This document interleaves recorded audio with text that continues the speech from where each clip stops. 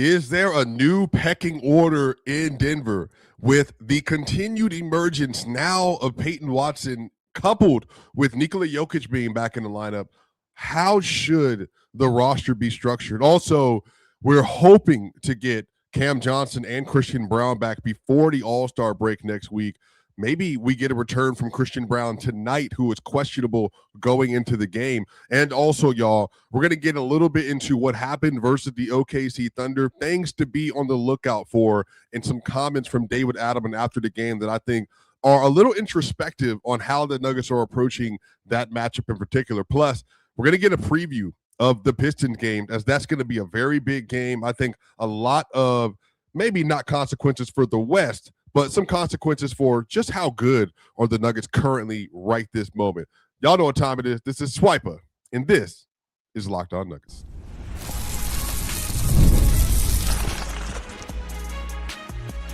You are Locked On Nuggets, your daily Denver Nuggets podcast. Part of the Locked On Podcast Network, your team every day. What's going on, y'all? Welcome to Locked On Nuggets. This is your daily Denver Nuggets podcast. I'm your host, Swiper. I'm so glad to be here with you today, y'all. We're going to get into a lot of really great stuff today. We're going to talk about the Thunder game, talk about the Detroit Pistons game, talk about this new pecking order that is developing in Denver and just how things might look going forward also. This episode is brought to you by Locked On Nuggets. Shout out to y'all. Make sure you continue to subscribe, like, and share the video on the YouTube side. Give us a 5-star review on Apple iTunes and Spotify if you love the content, y'all. I hope you're having a great day. Y'all, let's get straight into it. So the Denver Nuggets are in a pickle, meaning a good one. You know, there's such a thing as having good problems in the NBA, because right now where the Nuggets are slated, they have now one of the most deep and diverse lineups in the NBA currently. If you look at where the Nuggets roster is and you look at where players have developed to and the level that Peyton Watson's gone to, this team is obscenely deep relative to what it was last year. Now, a lot of this is internal development, adding Cam Johnson and Jonas Valanciunas and Tim Hardaway Jr., all of that has helped as well. But tonight on the injury report, Christian Brown is questionable, so it looks like he's trending towards playing versus the Detroit Pistons, and he will be a good matchup for somebody like Cade Cunningham as well. But where we are right now, y'all, the Nuggets are currently trying to figure out how do we balance this brand new iteration of this basketball team with the emergence of several key players. Now, obviously, at the top of that list that's making this wonderful conundrum a story this year is Peyton Watson. Peyton Watson in that Thunder game, I think, really continued to show and prove that he is not just a good rotation player for this team, but that he is somebody that can be trusted in high-leverage situations versus high-level opponents that are playing good defense, or they just need him to be an additional defensive player out there. Now, he had 2 stocks versus OKC, and he was also very efficient, 11 of 17 from the field, but he was 5 of 7 from 3, and he had 29 points. He led the Nuggets in scoring. Now, if I told y'all that the Denver Nuggets were looking at a situation where Jamal Murray and Nikola Jokic both had underwhelming games. You know, a lot of Nuggets fans are pointing to the fact that Jokic is his second game back, and I agree. In the first half, Jokic only had 2 points, but in large part, he didn't need to shoot the ball because the way that OKC was playing versus Jokic, and Adelman talked about this as well, he was creating so many looks for Denver that it just kind of felt like, okay, well, you don't need to get him in scoring mode, because right now they're daring everybody else to beat them, and the Nuggets were hanging in the game. The issue was the defense, the closeouts, all those things. We'll get into that here in a little bit. But in particular with Peyton Watson, you all. So this year now, he's averaging in 47 games he's played this year, 15 points a game, 5 rebounds, 2 assists, 1 steal, and a block. And on the season, 47 games, he's averaging 30 minutes a game. He's shooting 50% from the field, 43% from 3, and 72% from the free throw line. Like, y'all, Peyton Watson is 80% free throw shooting away from him being a 62, 63 true shooting player on insane efficiency. And if you look at Peyton Watson this season and just how he's played and kind of the makeup of his overall game, he has actually become like a very high-level scorer in a lot of ways for this team. Now, he's still not like the best creator. He's shooting like basically like below league average as an offensive creator this year. That's something that's going to continue to have to get better. You know, Peyton is obviously developing in a lot of ways. He doesn't always connect on like some of the positioning he's doing now. He's gotten a lot better at it. You know, my friend and co-host Matt Moore, he talked about just a couple of days ago, Peyton Watson, you know, he did the Dwayne Wade sidestep Euro sideways push shot, and he made it, and he did another one of those variations versus the Thunder. And it's just that kind of skill development that Peyton Watson in the postgame was talking about.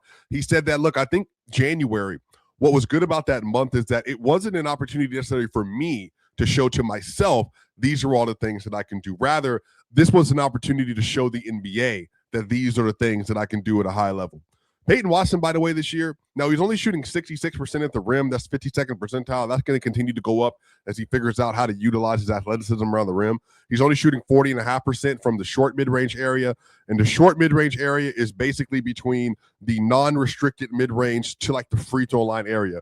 But at the long mid-range, which is like free throw line area and up, he's shooting 49% on those shots, which is 74th percentile. And like I said, from three, he's shooting 42.8%, which is 93rd percentile. So Peyton, as he continues to get older, you can kind of see when he rounds out his game and he gets to the place that he needs to be and he figures out just how to use all of the great skills that he's been given, I think he's going to be a phenomenal player. And I think he's proving at this point that he's also a really good defensive player, but a good offensive player for this team. And one of the things I want everybody in here, at least, as you're watching the show, either during live or also next up when you're listening to this in the post, I want you to also keep in mind, this is Peyton Watson's first season doing a lot of the things that he's doing. So it's naturally going to come with a lot of ups and downs. But I do think you're seeing so many good things happening that these are a lot of things that if he's really good right now, and especially growing into, I think, the fourth best player on the team, then just imagine what he'll look like with another year and another 2 years underneath his belt. Also, y'all, from the left corner this year, Peyton Watson is shooting 58% from three on left corner threes. He's shooting 42% from three on right corner three. So remember that great pass that Jokic had versus the Dallas Mavericks with the game on the line? A lot of people were upset about it. Well, that's why. It's because Peyton Watson is an absolutely dynamic three-point shooter from the corners. He's also shooting 44% from the field this year on jump shots. If you include like 3-pointers and 2-pointers, he's at about a 56.2 effective field goal percentage on jump shots this year, which again is like good. So he's shooting 42.8% on three, obviously. But then overall field goals, he's shooting 43.8%. That's a jump shooter. But 56.2 as a jump shooter is pretty good, y'all. That's like a number that you can really rely on and like and feel comfortable with. So I'm giving you this breakdown because as you're looking at Peyton Watson develop into this role, and like I said, as a starter this year, when you look at his overall numbers, he's now averaging almost 18 points a game in 37 starts, 5 rebounds and 2 assists, and 1 block and a steal. And as a starter this year, y'all, 51% from the field, 44% from three on 4 attempts a game, 72% from the free throw line. Like, y'all, that's insane. That is insane efficiency. And just including for the month of January, I believe if I'm putting Peyton Watson's entire month together, which is a 16-game sample, so since January 1st, 16-game sample, Peyton Watson's averaging 22.4 points, 5.5 rebounds, and 3 assists. And he's shooting 50, 48, 70. 50, 48, 70. 48% from three on 5 attempts. So, again, it's just not only the shooting, but as we're getting in the comments, it's the passing and the defense that he's adding as well, because it is the fact that Peyton Watson is also becoming a positive contributor in the passing game. Now, he is not elite at it by any stretch of the imagination yet. He is still growing. But look, if you just want to tell me that, like, you're getting basically an additional 6.1 assist points per 75 possession from Peyton Watson. That's not crazy. But given that you already have Jokic and Jamal and Aaron Gordon on the roster, and then Jalen Pickett is currently starting too, it's not like that is his role. But it definitely is something that you're looking at and saying, I believe he can continue to get better and better and better at a lot of these things. So on the other side, I want to talk about just how I think the Nuggets are going to have to rethink their structure from a rotation standpoint. And this is not necessarily about Christian Brown or anything like that. Because Christian, again, the Nuggets need him to be good to win a title this year. But I also think that this is a clear sign for me that Peyton Watson is like, he's a part of the core going forward. We'll talk about all that and more here on Locked On Nuggets.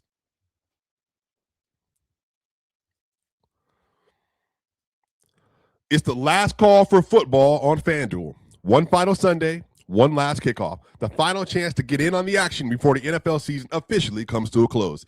This is Super Bowl 60, and FanDuel is making sure you're right in the middle of it with a special offer just in time for the biggest game of the year. Now, whether you're backing the favorite, riding the underdog, or building one last same-game parlay, this is the game everyone's been waiting for. This is where predictions turn into plays, stats turn into storylines, and every snap feels bigger. It is the perfect way to cap off the season and make the Super Bowl even more exciting from kickoff to the final whistle. If you're a new customer, just bet $5 and get $200 in bonus bets if you win. Make it count, because after the Super Bowl, the season is over. Last call for football on FanDuel, an official sportsbook partner of Super Bowl 60. Visit FanDuel.com to get started.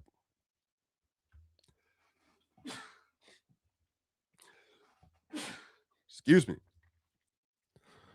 Hiring isn't just about finding someone willing to take the job. It's about finding the right person with the right background who could actually help your business move forward. And if you want candidates who match what you're looking for, Indeed sponsored jobs is the move. Because instead of hoping the right person stumbles across your post, Indeed helps you match with quality candidates by boosting your job listing to the people who fit your specific criteria, like skills, certifications, and location. Now, if I were hiring, I wouldn't just want someone who can help. I'd want someone with real experience who can jump right in. It saves time because you're spending less energy sorting through mismatches. And with sponsored jobs, your post gets seen by candidates who are actually a fit. And here's a stat that says it's all. In the minute I've been talking to you, companies like yours made 27 hires on Indeed, according to Indeed data worldwide. So if you're hiring, spend less time searching and more time interviewing candidates who check all your boxes with Indeed sponsored job. Listeners of this show will get a $75 sponsored job credit to help get your job to the premium status it deserves at Indeed.com/podcast. That's Indeed.com/podcast. Terms and conditions apply. Hiring, do it the right way with Indeed. We'll be right back for segment 2 of Locked On Nuggets.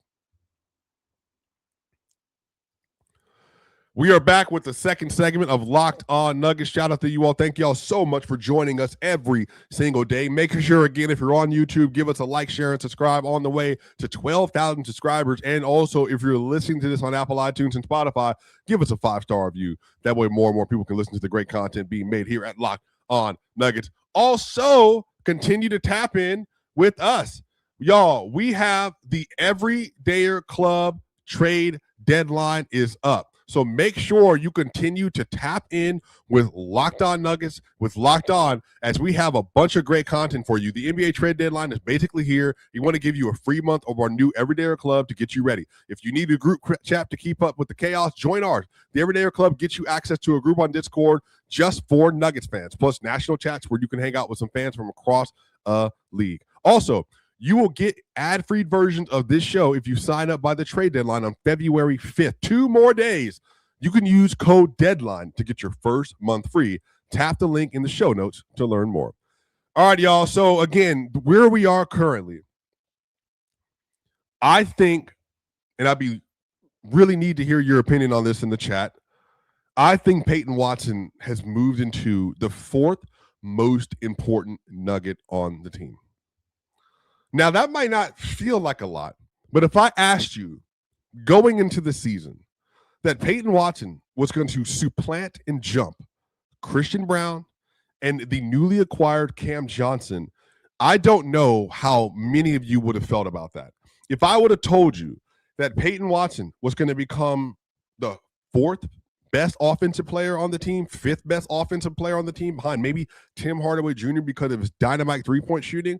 I don't know if you would have believed that. Now, Peyton Watson obviously is a positive defensive player for this roster. He has been since he's been with the team. But the fact of the matter is, y'all, we're getting Peyton Watson at this place where he has just been so dynamic for this team and for this roster.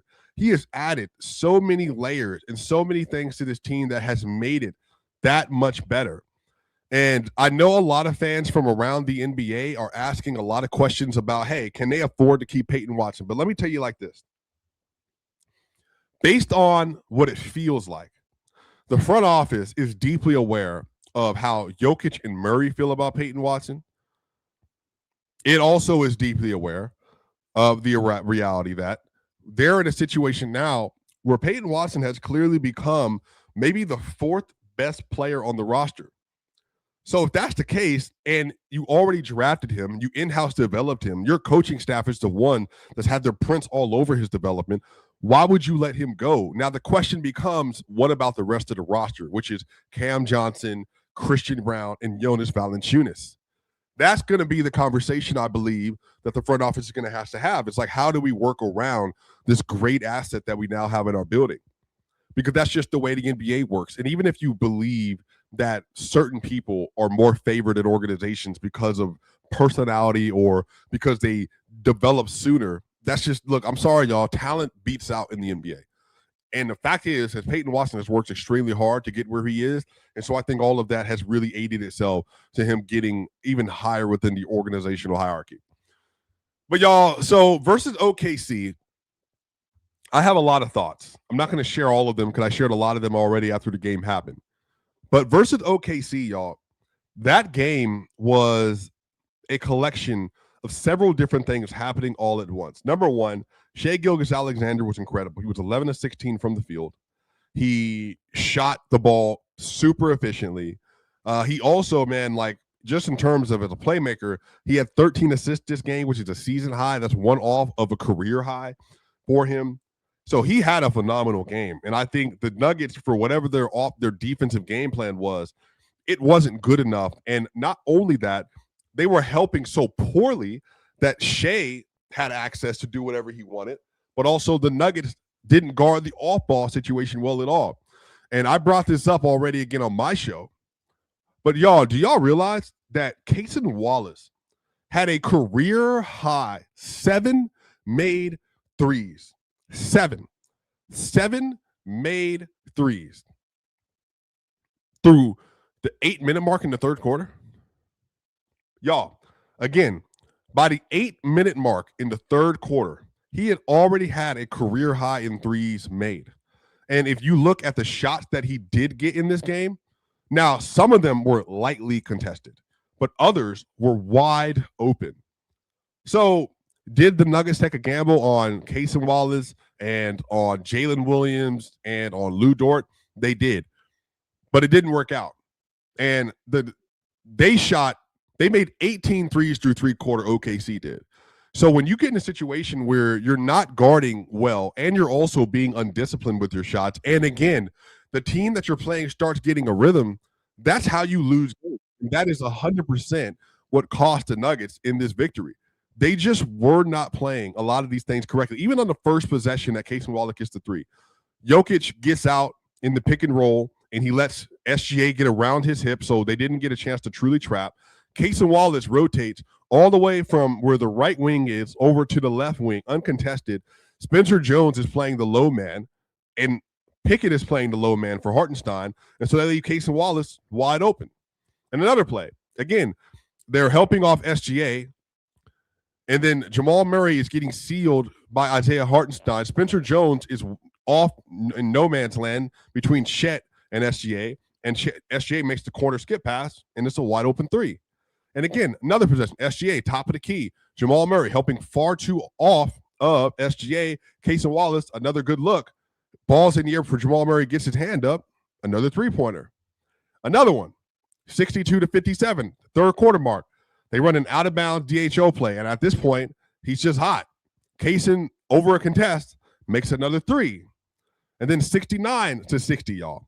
Again, Kaysen, another closeout three, confident. Now the ball's going in the basket. But this is where the game broke down. This is where the game broke down.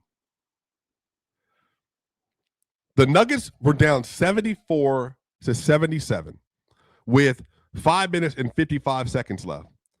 Jay Will gets the short roll in the middle of the floor off another trap. Jamal sinks way too far into the paint because it's Spencer Jones. This is Jamal, know your personnel. Spencer Jones gets to a situation where he has the low man. Jamal helps too far off. Kaysen Wallace makes another open corner three. Now it's 80-74. Very next possession, 5 minutes and 23 seconds left. Another double. Another fly out to Jay Will. Jamal feet in the paint because he has to be in between Lou Dort and Kaysen. Runs out. Another open three. It was just defensive breakdown after defensive breakdown. So watching this game happen and watching the undisciplined nature of the Nuggets defense, you can just see they haven't done that a lot this year. They almost over-adjusted for SGA. Like, at some point, you got to let one-on-one players beat you. And I know, like, a lot of people don't like hearing that, but, like, if you look at the way you guard SGA, Luka, other players like this, you just got to go let them get it.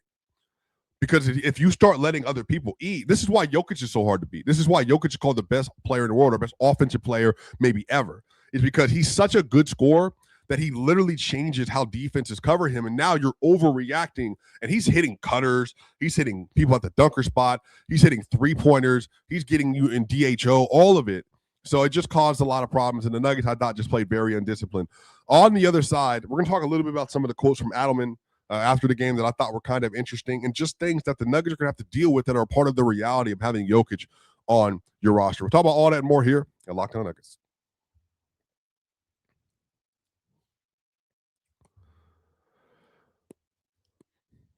Tax season doesn't have to take over your life. This year, TurboTax is making it easier than ever just to hand things off and move on with your day.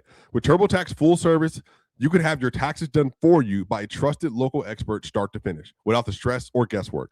Instead of spending hours trying to figure out forms, you could meet with a local TurboTax expert in person to connect online. They handle everything from W-2s to self-employed forms and work to get you every deduction. You can upload your tax document, go about your day, and get updates right in the TurboTax app. It's a huge time saver and gives you a real peace of mind knowing an expert is handling it. For a limited time, you can have your taxes done by a local TurboTax expert for just $150 all in. If a TurboTax expert didn't file for you last year, just file by February 28th. Take taxes off your plate and get back to your life. Visit TurboTax.com/local to book your appointment today. We'll be back for the third segment here at Locked On Nuggets. We are back here for the final segment of Locked On Nuggets. Shout out to you all. Thank y'all so much for joining us today on this great Tuesday. So, y'all, the Denver Nuggets are getting ready to take on the Detroit Pistons, and this is going to be another physical game, another gritty team that they're playing against. So, you all, Adelman talked about this at the end of the game in the post-game presser. One of the things that he mentioned is that when Jokic is being guarded, there is a way that he is being defended that is different than the way somebody like SGA is being guarded. Now, that is true. Absolutely. But what are you going to do about it? Because at some level, the reality of the fact is that, yeah, teams are allowed to get away with more contact because it's a center. So he noted that the difference between, SGA being guarded or Jamal being guarded and all that, and like the free throw count being different, it absolutely was. But y'all, at the end of the day, like, I get it. It's frustrating. But I do think Jokic has to do not a better job, but have to be cognizant of Lou Dort and Isaiah Hartenstein, especially. They're a part of their job is to be an irritant. They have to get underneath you at all times. And I think Jokic in the first half was like, all right, go ahead and play make. But Jokic, they started the third quarter with the play they like to run all the time, where they do the out of bounds play. They throw the ball into the left wing. Jokic gets a pin down to either force a switch or force the big to have to run the hump. And Jokic gets the ball right above the free throw line, and then he just shoots that mid-range shot, and he buried it. So Jokic started going as a scorer. But then eventually, like I said, the defense was so bad on the three-pointers and OKC was so hot that they just started putting Denver in rotation after rotation after rotation after rotation. And they struggled to defend. But I do think that, hey, Adelman, you're right. Jokic only had 4 free throws. But some of this is like you're not always going to be able to get the referee on your side with the whistle. But I do believe that you have to be advantageous with the contact nonetheless. Is Jokic was getting into these fender benders with Isaiah Hartenstein throughout the game. And Lou Dort, and to the officials' credit, Lou Dort got underneath Jokic several possessions, and Jokic moved him out of the way, and Lou Dort would flop onto the ground. And then they wouldn't call any calls because there's no reason to. Lou Dort is clearly flopping, and Jokic clearly has a right to space. But then Jokic would get on the other end, set a screen, and then Lou Dort would do the thing where he falls down. So this is going to be OKC and Denver is absolutely going to be who can manipulate the officials and the whistles the best. Because OKC, they're going to walk the line and cross the line. Denver, you just got to be willing to play ball in the same way. And I do think you got to be willing to deal with that physicality and also set the tone in your own right. Then look, if you're going to play like this, then we're going to play like this. Now, the difference is I think the Nuggets have to be more conscientious of doing that on the interior. Because what's happening is you simply cannot guard and put your hands on SGA like you can Jokic, because just size difference matters a lot there. But what you can do is you can disrupt Isaiah Hartenstein, disrupt Chet Holmgren, disrupt J-Dub, disrupt all those other players. And especially when the Nuggets get their guys back, OKC gets their guys back, Gordon, Johnson, Brown, those are 2 of your most physical players by far and 2 of your best athletes. A lot of this is going to be tone-setting time on behalf of the Nuggets, I think, in series like this. And I think they're going to figure that out. And obviously, I can't wait for them to get there. The Nuggets and OKC, they play again on the 27th of February, I believe. So Lord willing, hopefully Dale Valente, everybody is going to be back and healthy by that point in time so we can see a real matchup. But nonetheless, it should be a lot of fun, you all. Tonight, the Nuggets have a big game coming up because they're playing versus the 36-12 Detroit Pistons. Now, I do believe if the Nuggets had a little bit more health luck on their side, they would have a better record than 36-12. But obviously, just the way things have shook for them this year, it is just whatever it is. Now, Detroit, they just had a win versus the Brooklyn Nets. They have a 4-game homestand. They won their first game versus Brooklyn 130-77. The Nuggets are obviously coming off this loss to OKC, so they're not going to want to lose back-to-back games. Now, Jokic had just 16 points last game, but he has 6 turnovers. I expect Jokic to have a way better game today. I expect him to be more assertive today, especially the kind of coverages he's going to see. And Jalen Duren, another all-star, is going to be guarding him in this game. Jamal shot 4 of 16 versus OKC. Now, he missed a lot of open threes. 5 of them, 5 of the 8 threes that he shot, 5 are wide open for somebody like Jamal, and he missed all of them. So I expect him to have a better shooting night. I also expect if Christian Brown plays, he's going to come off the bench and he'll have an opportunity. Well, no, actually, he probably will start for Jalen Pickett today because Jalen Pickett's been starting at the 2, and that would actually put him back as the backup point guard area role. So he'll probably exit the lineup, and then Tim Hardaway Jr. will take up the backup shooting guard spot. So if Christian does come back, he probably starts today. They just kind of let the Tim Hardaway continue to come off the bench, but Christian probably doesn't finish the game. It's probably going to be Tim Hardaway Jr., which is also something I think could happen for the rest of the season. So this is going to be the start of a 3-game road trip for Denver. Obviously, Detroit won 109-107 last game that they played. A lot of this could Jamal Murray missed those free throws at the end of the game that could have sent them into overtime. But this is going to be a really fun game, y'all. I'm actually really excited about this. This game is early. It's going to be 7 p.m. Eastern Standard Time. So 5 o'clock Colorado time is when this game is going to happen. I'm predicting that the Nuggets win this game, and they have a back-to-back tomorrow at 7 o'clock as well versus the New York Knicks. So back-to-back game versus the 2 best teams in the Eastern Conference, I believe. The Knicks game is going to be a harder win than tonight. The Knicks game is going to be on ESPN. I'm expecting tonight to be a W for the Nuggets. I'm expecting then for the New York Knicks game, it's going to be an opportunity for them to get another win. I would not be shocked if the Nuggets go 3-0 on the stretch. Given they got Christian Brown back, Jokic is back. Lord willing, everybody else stays healthy. Please. Everybody else stays healthy. And then also Cam Johnson should be back here soon as well. But make sure y'all continue to tap in with Locked On Nuggets. I'm Swiper. Make sure you like, share, and subscribe with the video. Make sure you give us a 5-star review on Apple iTunes and Spotify. Y'all know what time it is. This is Swiper. See you on the other side.